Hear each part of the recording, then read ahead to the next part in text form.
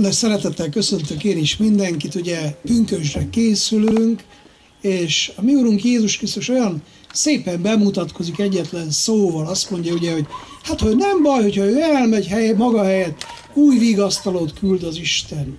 Tehát Jézus magát vigasztalónak, bátorítónak, erősítőnek nevezi, és a Szentlélek Úristent is. De tudjuk jó, hogy nem csak ők, mármint Isten, Szent Háromság akar bennünket vigasztalni, hanem hát a küldötteit, a profétáit is ezért küldi hozzánk, ezért van az, hogy ugye maga a mennyei Atya szól Izaiás profétához, hogy menj el az én népemhez, és vigasztald, bátorítsd őket. Consolamini populi mei, tehát konszolidáld az én népemet, mondja a profétának a Jóisten.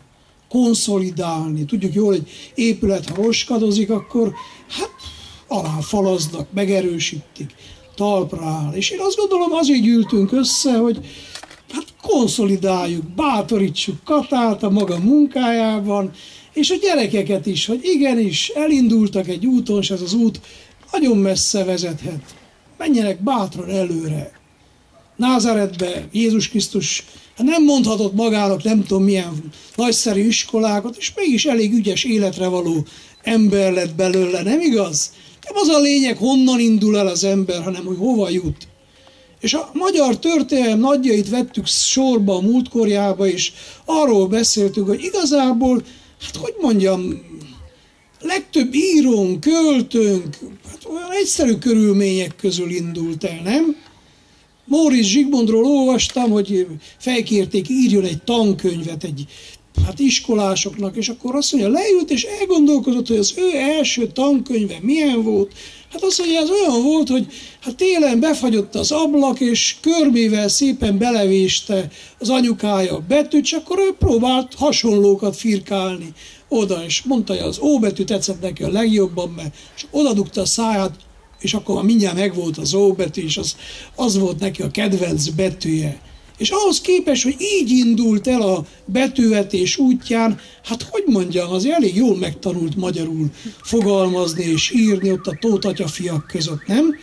És ugyanezt mondhatnánk el a többiekről is, hogy igen, lehetséges. Miért ne lehetne ebből a kis faluból, városból, ebből az iskolaházból, miért ne nőhetne valaki ki, hogy a 21. század József Attilája, Mikszáth Kálmánja, Kossuth Lajosa legyen a mi drága népünknek, nem? Tehát mernünk kell, bíznunk kell magunkba, az élő Istenbe, aki megszólított és útnak indított bennünket.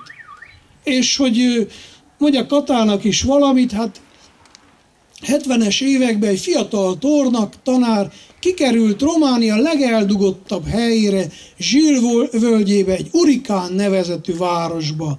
Hát annál, hogy mondjam, leszakadtabb rész akkor se volt, most se erős van Erdély földjén.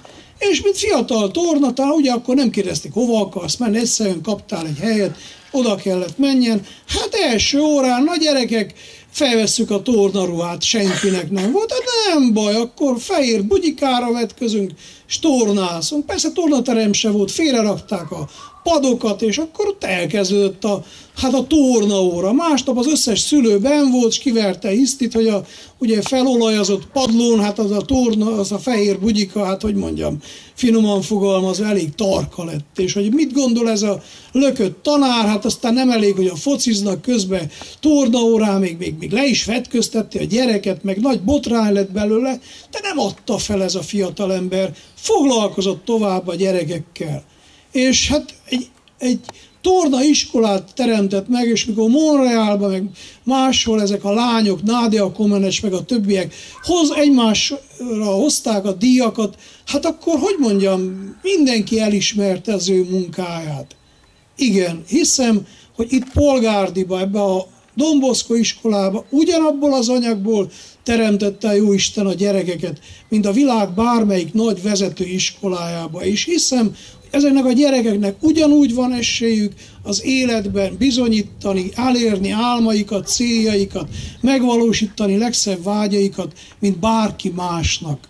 És én azt gondolom, hogy az, hogy itt vagyunk, és ennyien eljöttünk, bizonyítja azt, hogy igen, hiszünk az alulról jövő kezdeményezésbe, hiszünk abba, hogy miért ne oldhatódna meg népünk, nemzetünk minden problémája?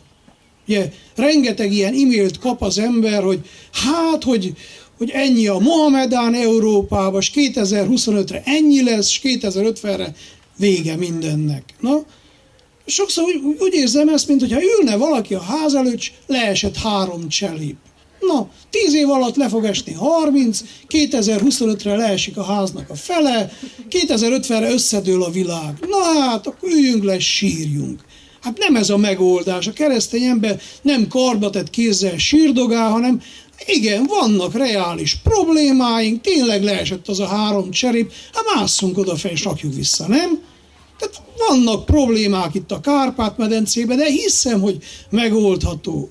Istentől nagyon-nagyon csúf dolog lenne az, hogyha minket, mit tudom, Trianonnal, Moháccsal, valami olyan zsákutcába, vakvágányra hajtott volna, ahol ne lenne tovább. Igen, hiszem, hogy van tovább. 21. század a magyar nemzetnek nem a végét jelenti, hanem én hiszem, hogy hatalmas távlatok vannak, és csodaszép jövő várhat ránk, ha merünk, ha megmerjük fogni egymás kezét, ha bizalommal rá tudunk mosolyogni egymásra, ha megmerjük osztani azt, amit Isten nekünk adott. Ezzel a hittel jöttem talán legmesszebbről, mert ugye Déva az több mint 500 kilométerre, közel 800 kilométerre van, és hiszem, hogy nem hiába jöttem el.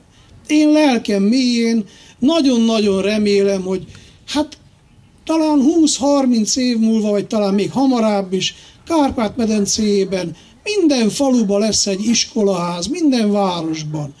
Mert ugye volt idő, mikor nem volt kórház se, vagy kultúrház se.